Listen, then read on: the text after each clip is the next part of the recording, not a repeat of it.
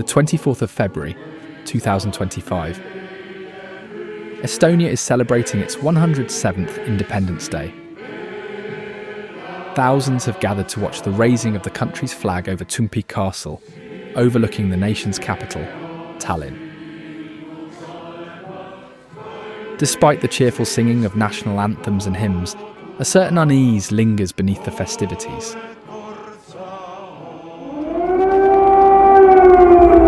It has happened. This is Ukraine's capital. What seemed unthinkable in the 21st century is now underway. A democratic country has been invaded by its nuclear-armed neighbor on multiple fronts. The war on Ukraine has taken a devastating toll on that country as it marches to the one-year mark of fighting on Friday. Western leaders have arrived in Ukraine to mark the second anniversary of Russia's invasion.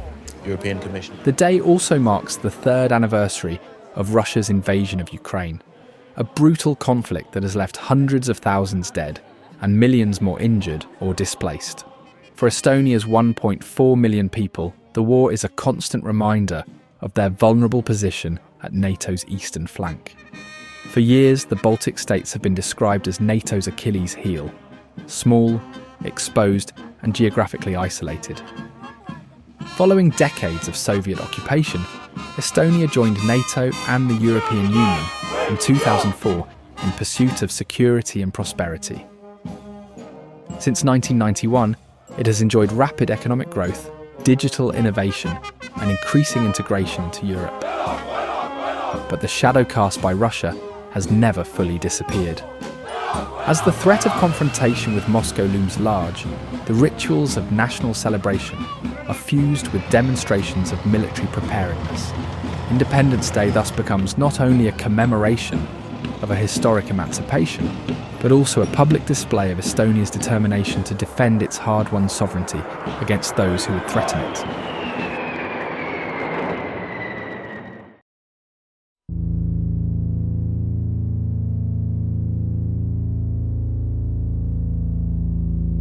When Russian tanks rolled over the Ukrainian border in February 2022, few could have predicted that what was meant to be a swift 10-day campaign would devolve into a brutal war of attrition, where incremental gains are made only through calamitous losses.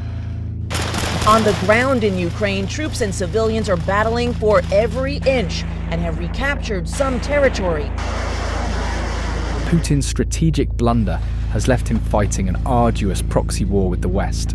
In Brussels, the conflict has exposed the deficiency of European defences. Brussels looking for ways to stop Russian aggression in Ukraine without escalating the war. To see what more we can do to help the people of Ukraine to protect themselves, see what more we can do to tighten the economic vice around the Putin regime. In the years after the Soviet collapse, American presidents spoke with one voice about NATO expansion and the sovereignty of new nations. Enlarging NATO will erase the artificial line in Europe drawn by Stalin at the end of World War II.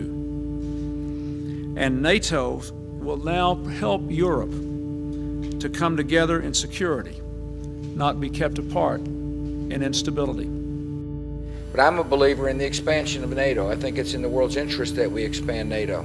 I want to take this opportunity to state clearly what will never change, and that is the unwavering commitment of the United States to the security and defense of Europe, to our transatlantic relationship, to our commitment to our common defense. 3 decades later, those words are being tested. We're being taken advantage of by the European Union. We lost $151 billion last year on trade. And on top of that, we spend at least 70% for NATO. And frankly, it helps them a lot more than it helps us. In a trade sense, they've really taken advantage of us. And many of those countries are in NATO, and they weren't paying their bills. I think the European Union is a foe, what they do to us in trade. Successive US administrations have treated Europe's defence as a burden to be shared, and now under President Trump, as a burden to be dropped. A dictator without elections Zelensky better move fast, or he's not going to have a country left. You haven't been allowed. Cabinet, you haven't been allowed. We gave you, through this stupid president, $350 billion. We gave you military equipment, and your men are brave, but they had to use our military. What about If you didn't have our military equipment, this war would have been over in 2 weeks. In 3 days, I heard it from Putin. In 3 days. This is something maybe new. less. Trump has forced Europe to take a more central role in supporting Ukraine, stepping up arms shipments, financial aid, military coordination, training and intelligence sharing. Even with this renewed commitment to pan-European remilitarization, the question remains whether Europe can face this challenge without support from across the Atlantic. The war itself has challenged traditional tenets of military tactics and strategy, and in so doing, upended expectations about the future of war. The devastating use of drones, the return of deadly trench combat,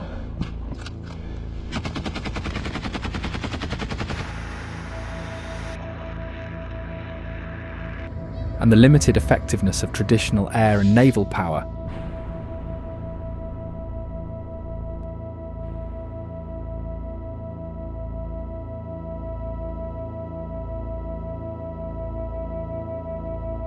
have all shaped Ukraine's defence.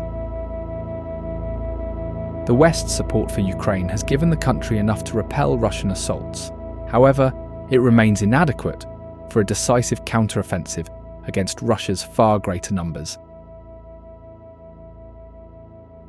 The Baltic nations have long believed in American reassurances about their security and right to independence. The Baltic peoples of Estonia, Latvia, and Lithuania, and their democratically elected governments have declared their independence and are moving now to control their own national territories and their own destinies. The United States has always supported the independence of the Baltic states and is now prepared immediately to establish diplomatic relations with their governments. You're joining the strong and growing family of NATO. Our alliance has made a solemn pledge of protection, and anyone who would choose Lithuania as an enemy has also made an enemy of the United States of America. Alongside many Europeans, Baltic states feel that the credibility of American promises is dubious, and without guaranteed US backing, Baltic security is in peril. Lying directly on Russia's border, Estonia stands as NATO's first line of defence. Here, the next flashpoint in Europe's long struggle with Russia may already be taking shape.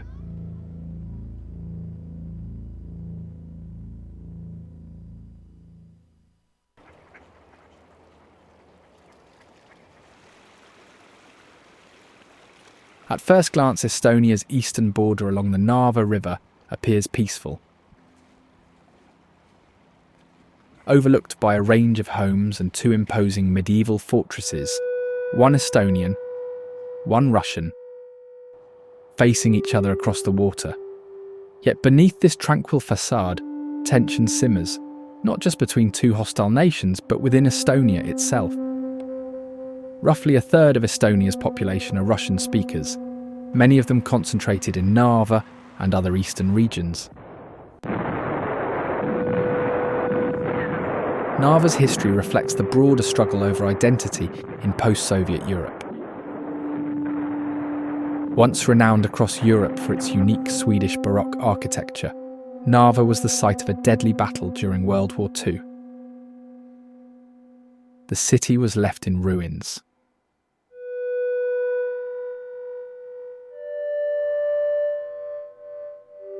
In the aftermath, Narva was rebuilt and repopulated by Russian immigrant workers under the auspices of Soviet planning. As a result, today, nearly 96% speak Russian as their first language, and over 1/3 hold Russian citizenship. During Soviet times, Narva and Ivangorod were twin cities, despite belonging to different Soviet republics. Everything was easier. There was no border, there were no guards or visas. For decades, coexistence was stable. Russian language schools, dual language signage and official documentation, visa-free border crossings and access to Russian media. These rights gave the Russian minority a stake in Estonia's civic life. But since the invasion of Ukraine over 3 years ago, many of these privileges have been revoked or severely curtailed. The Estonian parliament changing the constitution. In March, lawmakers stripped non-EU residents of the right to vote in local elections. Lawmakers approved it with an overwhelming majority, with a specific group in focus. Russian TV news and entertainment channels are prohibited.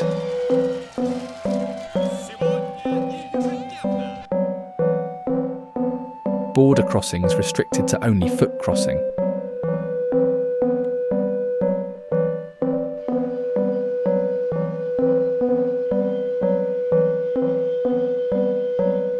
Russian language education is being phased out. This will be a school where curriculum will be only in Estonia, and of course this is very important for Estonian society in Narva. That means that this will be mixed for Estonians and Russians, but the main idea is that this will be Estonian school with Estonian culture, Estonian language and Estonian curriculum. And those without an Estonian citizenship, something impossible to obtain without speaking the Estonian language, have been barred from voting, thus disenfranchising a large swath of the city's population. Many locals, especially those in the older generation, feel left behind by the government in Tallinn. While today the majority support Estonia's pro-Europe orientation, surveys suggest that up to 1/3 of Russian speakers sympathise with the Kremlin's rhetoric. Moscow is more than happy to stoke the fire.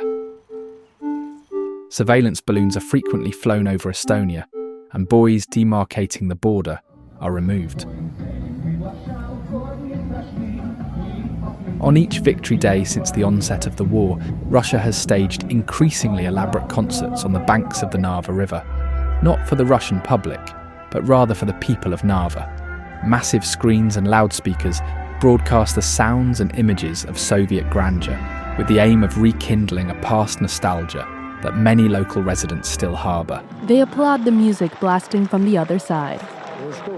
It's wonderful. What can I say? Russia is magnificent. Estonia has seen how quickly these narratives can mobilise real unrest. In 2007, Russia spread misinformation about the supposed desecration of a Soviet-era monument with devastating effect. This doctored photo, which Russian state-owned news outlets purported showed the total destruction of the statue, was part of a months-long media disinformation campaign that ultimately led to the 2007 riot among Estonia's Russian-speaking minority, members of whom had clashed with Estonian far-right nationalists who wanted the statue to be torn down. The uprising lasted several days and resulted in the death of one man. These events, known as the Bronze Night, are seen as the fallout of the first modern Russian disinformation campaign of its kind. The monument itself was never harmed. These spectacles serve as a provocation against Estonia's sovereignty, but also of the enduring cultural and political claims that Russia continues to assert in the Baltics.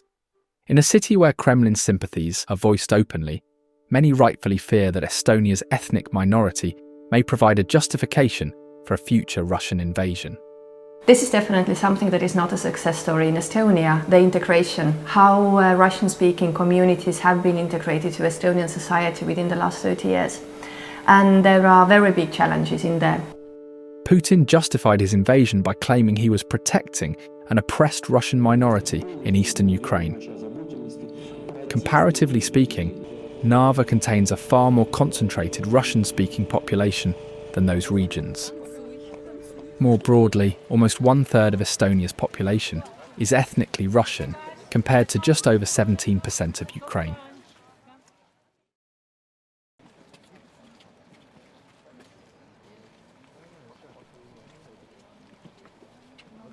Estonia has tried to prepare itself for the reality of a Russian attack.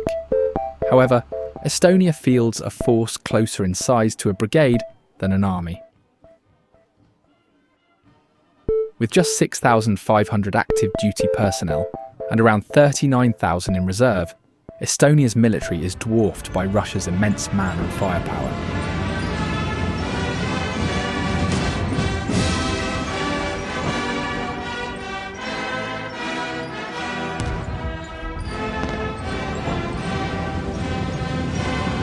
Estonia's vulnerable geography, jutting out and away from the rest of NATO, makes the situation even more disadvantageous. This hasn't deterred Estonian patriots from committing to long and arduous volunteer training. It's a freezing Saturday afternoon in Estonia. And the country's defence forces are training hard, fighting a battle to defend the forest from an invader. But these aren't regular forces. This is an official paramilitary force known as the Estonian Defence League, the EDL. The EDL has members all over the country, in every district, in every town. In forests across the country, paramilitary groups such as the Estonian Defence League train in camouflage, conducting weekend exercises, drilling for scenarios that once seemed far-fetched. No matter how many resources it invests into its defence, Estonia simply could never field an army capable of repelling a Russian invasion on its own. When it comes to Estonia's path after the reacquisition of independence, Estonia basically wanted to avoid the mistakes of the interwar period. And the mistakes of the interwar period was primarily to be alone. Which basically means that when Estonia re-emerged out of the ashes of the Soviet Union, Estonia wanted to be as integrated as possible, as at the center as possible of alliances. And the alliances were primarily two: European integration and transatlantic integration. And of course, when it comes to transatlantic integration, it was primarily about security. And of course, Article 5 was seen as the ironclad shield that would have protected Estonia, and finally Estonians could feel safe. So obviously, when Estonia joined in 2004 NATO, that was the moment in which I think many among the Estonian elites and also among the public said, finally we made it. Now we are safe. Now we can basically focus on building a successful state. Because we are under basically a security umbrella, NATO is the strongest alliance in the world, and no one will dare to touch us. That's basically how it was communicated and it was understood. Barack Obama came to the Baltic states, came to Estonia, and gave a speech which was actually seen as very reassuring for Estonians. And I say to the people of Estonia and the people of the Baltics, today we are bound by our treaty alliance. We have a solemn duty to each other. Article 5 is crystal clear. An attack on one is an attack on all. So if in such a moment you ever ask again, who will come to help, you'll know the answer. The NATO alliance, including the armed forces of the United States of America right here, present now. Because the defense of Tallinn and Riga and Vilnius is just as important as the defense of Berlin and Paris and London. Until Russia's full-scale invasion of Ukraine, the plan that NATO had when it comes to the Baltic states was very clear and very scary at the same time. The Baltic states were too detached to be fully protected in case of a full-scale invasion. So let's look at the worst-case scenario. Should Russia attack the Baltic states in 2017 with full power, there would be no way in which, obviously, the local armed forces and even some of the allies, not many that were here, could stop that. So what NATO takes for granted is there would be a moment in which the Baltic states would be invaded, and then the idea is to retake them. Which, doesn't sound like a particularly exciting scenario. After 2022, perception and the approach has changed. So the idea was basically to push for having a credible force here that could prevent Russia from taking over the Baltic states. That's why you have NATO Enhanced Forward Presence. That's why somehow you have a remarkable number of NATO troops here, primarily European troops.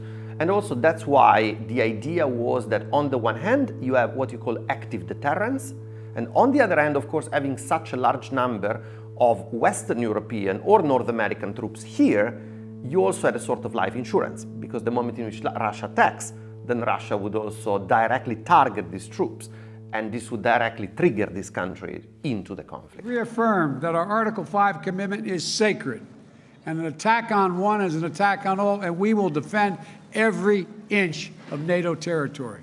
Every inch of NATO territory. To all the people in the Baltic states, we have pledged our sacred honor, the United States of America, our sacred honor to the NATO Treaty and Article 5. We mean what we say. We have never reneged on any commitment we've ever made. Our sacred honor is at stake. And the fact that you occasionally hear something from a presidential candidate in the other party, it's nothing should be taken seriously, because I don't even think he understands what Article 5 is. The ascendancy of Donald Trump to US president has cast NATO assurances into doubt. His open skepticism of NATO's value to America, coupled with his unprecedented fondness for Vladimir Putin, has left European leaders increasingly unsure. Well, sir, if we don't pay and we're attacked by Russia, will you protect us? I said, you didn't pay? You're delinquent? He said, yes, let's say that happened. No, I would not protect you. In fact, I would encourage them to do whatever the hell they want. You got to pay. You got to pay your bills. For Estonia, this uncertainty is existential. For the Baltic region, if America is pulling out, if it happens, then literally it will be more or less as a disaster for the Baltic states, because let's be honest, for Kremlin, they are not afraid of Europe in military sense. To counteract this novel weakness, Estonia has strengthened its defensive posture by increasing domestic defence spending and expanding NATO's presence on its soil. However, Estonia also fears a different type of invasion. As many as 20,000 Russian soldiers have been on the move across Crimea in the past 24 hours, and they've taken over without firing a shot. In 2014, Russian soldiers bearing no national insignia or identification, the so-called Little Green Men, seized key infrastructure like airports, government buildings, and military bases in Crimea. The swift and sly operation caught Ukraine off guard and delivered Russia a near bloodless victory. Estonians fear a similar grey zone infiltration, not a conventional invasion, but a stealthy occupation of border areas too ambiguous to trigger NATO's Article 5. Though there is a tangible sense of readiness among the Estonian population, they question whether NATO really shares this same determination. In the instance of a direct Russian assault, Estonia's weaker military power combined with its geographic position far from Western Europe would make its defence virtually impossible.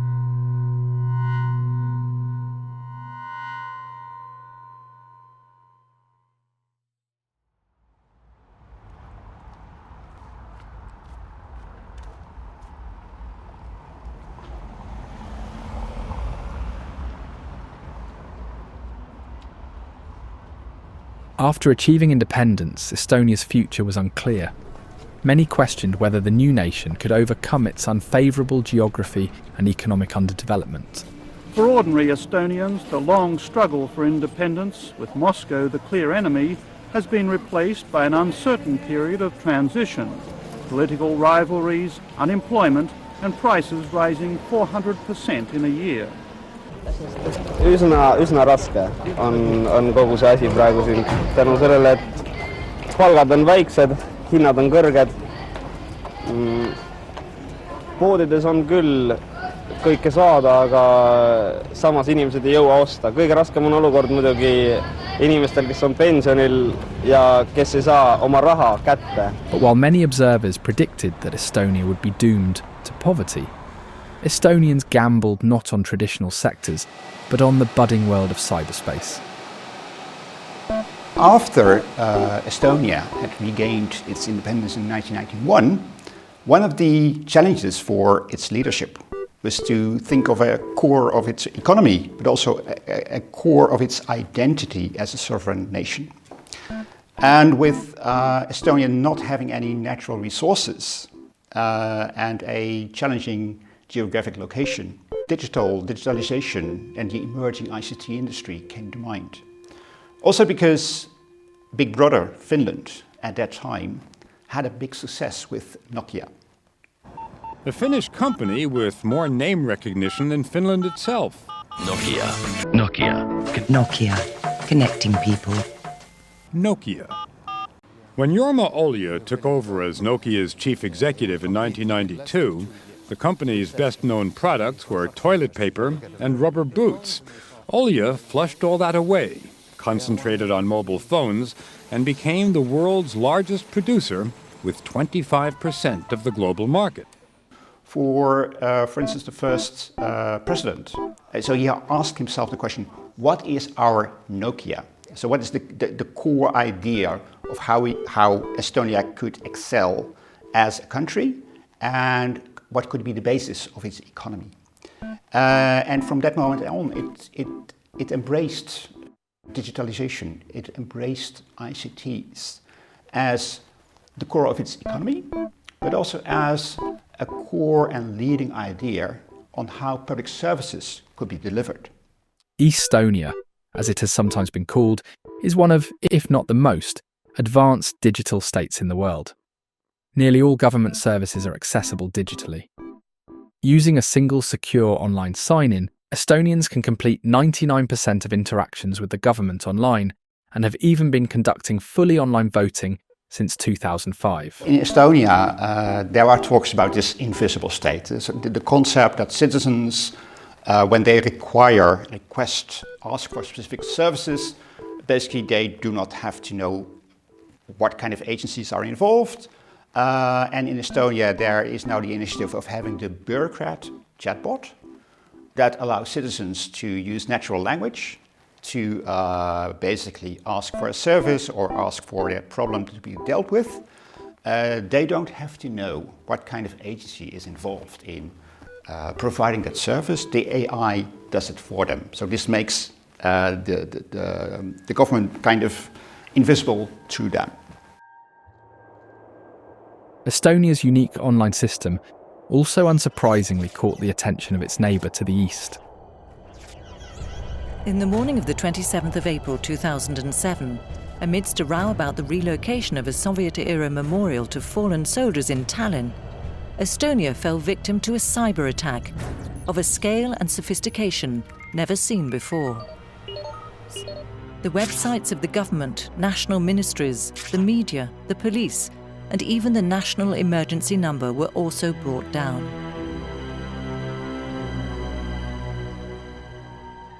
People of Estonia felt that there is a real threat to the national security, to all the people.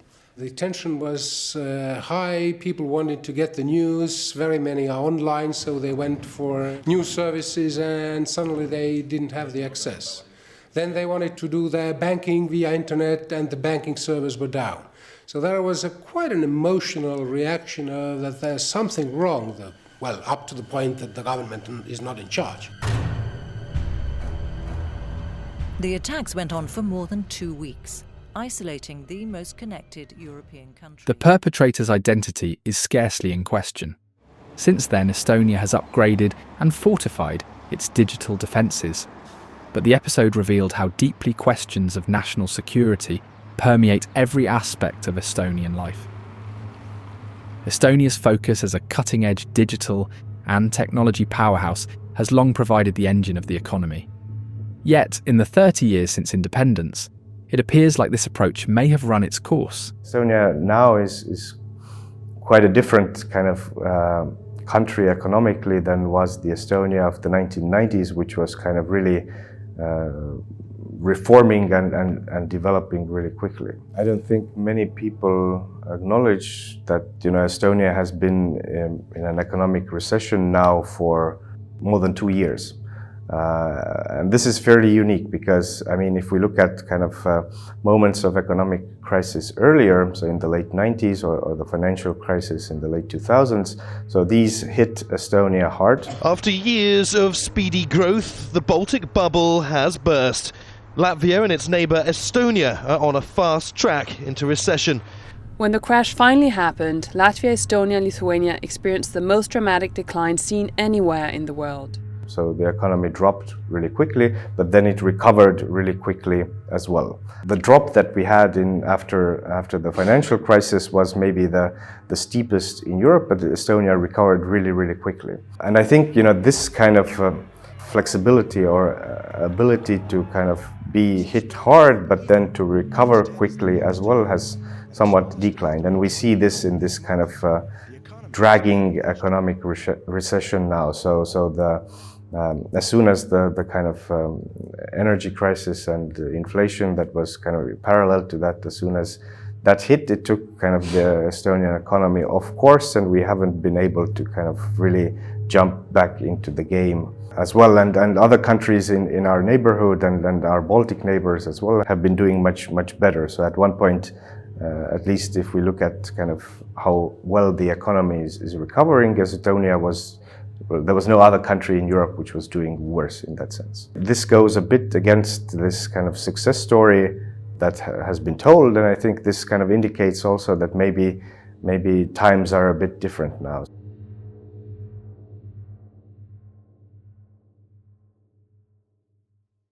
Turning against traditional parties, voters are increasingly opting for the candidates and parties they perceive as outsiders. Fear of foreigners or doubts about economic management have led to a rise in extremist populist parties.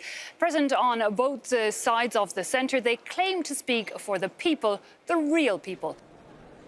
Over the past decade, the liberal democratic consensus in Europe has been steadily eroded by a wave of right-wing populism, characterised by nationalism, anti-immigration and hostility to expanding supranational governance from Brussels. The rise of parties like Fidesz in Hungary, National Rally in France, the AfD in Germany, of Brexit and right-wing populism in Britain. Now, where today more than 100,000 people took to the streets in what's believed to be the largest anti-immigration protest in British history. The majority will be silent no longer. But this trend is far more than a fad. Despite this continent-wide drift, Estonia remains one of the EU's most committed proponents of conventional liberal values, such as free markets, technocratic governance and democratic assembly. The political regime in Estonia, it could be considered a classical liberal democracy. It has all the features of the liberal democratic regimes: free elections, freedom of speech, assembly, freedom of media, the rule of law, and all those are relevant features of the liberal democracy. The Estonian political culture is defined by its commitment to deliberative assembly, coalition building, compromise and other hallmarks of liberal democratic politics, stemming from its historical experience of achieving independence through non-violent resistance and peaceful conflict resolution. Estonians pride themselves on their unique path to independence. Today, 2 million residents of the Baltic states linked hands to protest not only what happened 50 years ago, but to send a message of defiance to Moscow today. A human chain of protest. In Tallinn, the Estonian capital, hundreds of thousands turned out to mourn what they see as their loss of independence 50 years ago today. Using radio broadcasts to coordinate their chain, people all across the Baltic states formed a line for nearly 400 miles. It stretched from Estonia through Latvia to Lithuania. The Baltic Way, as it has come to be known, stands out as a symbolic moment for Estonia's commitment to liberal values. When Russian tanks rolled over the border to crush the revolutionaries 2 years later, in 1991, many expected violence. However, Estonians remained committed to a peaceful attainment of their self-determination, deciding to meet their oppressors with song rather than sword.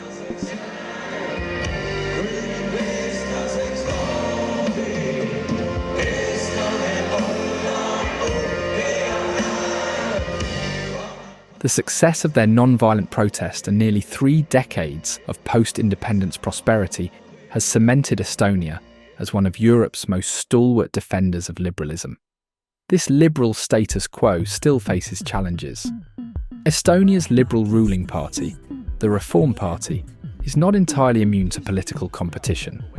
Other parties have emerged as significant actors in national debates over immigration, national sovereignty, and the defence of so-called Estonian values.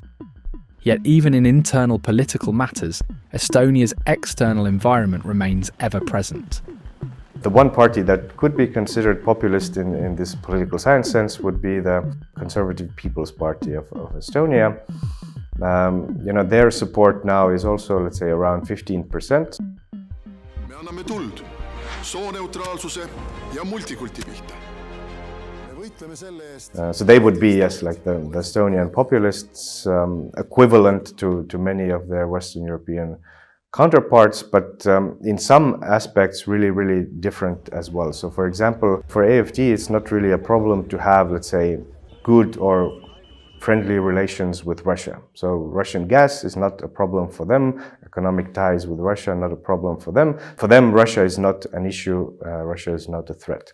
For all Estonian parties, including the populists, Russia is always has been, always will be like a security threat or a security issue. And I think this is kind of one of the most fundamental differences between Estonian populist parties and populist parties elsewhere in Europe. In the Riigikogu, Estonia's parliament, the Reform Party leads the coalition government with a healthy majority. But as the country struggles on multiple fronts, the stability and longevity of that majority appear increasingly uncertain. As night falls over Tallinn, the city glows in blue and gold. For Estonia, the Ukrainian flag is more than a gesture of solidarity. It represents a shared historical memory, a legacy of resistance, and a warning of what could come again. Without a clear off-ramp for either NATO or Russia, the war in Ukraine is unlikely to conclude in the near future. On the contrary, since its beginning, the war has only escalated as both belligerents resort to increasingly deadly and destructive tactics.